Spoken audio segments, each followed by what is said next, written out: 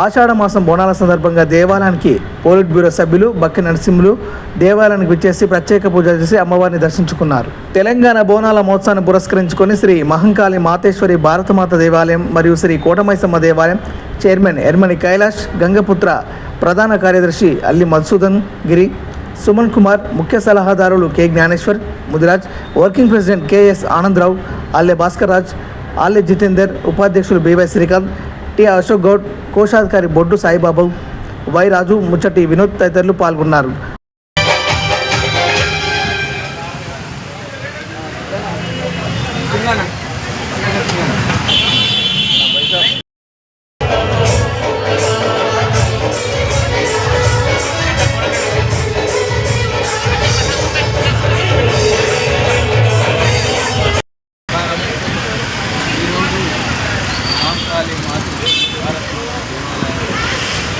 మా తెలుగుదేశం పార్టీ జాతీయ అధ్యక్షుడు నారా చంద్రబాబు నాయుడు గారు అదేవిధంగా కుటుంబ సభ్యుల మీద మరి అర్చన చేయడం జరిగింది. దక్షిణ భారతంలో సాధారణంగా పురాతన కాలం నుంచి కూడా అమ్మవారి పేరు మీదనే ఎక్కువ అర్చనలు, పూజ పురస్కారాలు మన కోరికలు తెచ్చుకోవడానికి ప్రార్థన చేస్తారు. మరి మన దక్షిణ భారతంలో 5వ శక్తిపీఠం అంటే మన ఉమ్మడి ఆంధ్రప్రదేశ్లో మాతా జోగులాంబ ఆలంపూర్ నియోజకవర్గంలో మరి చంద్రబాబు నాయుడు గారు ముఖ్యమంత్రి ఉండగానే మరి పురాతన అంటే ఎక్కడైతే అమ్మవారి గుడిని ధ్వంసం చేసారో అదే స్థానంలో ప్రతిష్ఠించడం జరిగింది.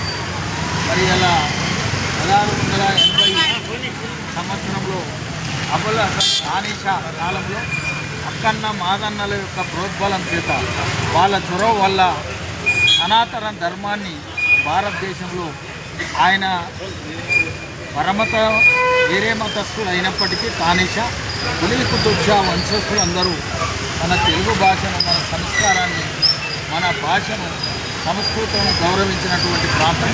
మరి ఇక్కడ అక్కన్న మాదన్నలు ప్రతిష్ఠించినటువంటి దేవాలయం కూడా ఉన్నది. ఆ విధంగా హైదరాబాద్ నగరంలో గోల్కొండలో ప్రప్రథమంగా అమ్మవారి బోనం ఎత్తడం, ఈ విధంగా ప్రజలందరూ కూడా అన్ని కులాలు, అన్ని మతాలు, వర్గాల ఆయువు, ఆరోగ్యం అందరూ సుభిక్షంగా ఉండాలని 2 రాష్ట్రాలే కాకుండా ఆంధ్ర, తెలంగాణ రాష్ట్రాలే కాకుండా ఈ విధంగా భారతదేశం ప్రపంచంలోనే వర్షాలు చక్కగా పడి అన్ని సుభిక్షంగా జీవించాలని పశువులు, పక్షాలు అందరూ కూడా ఆరోగ్యంగా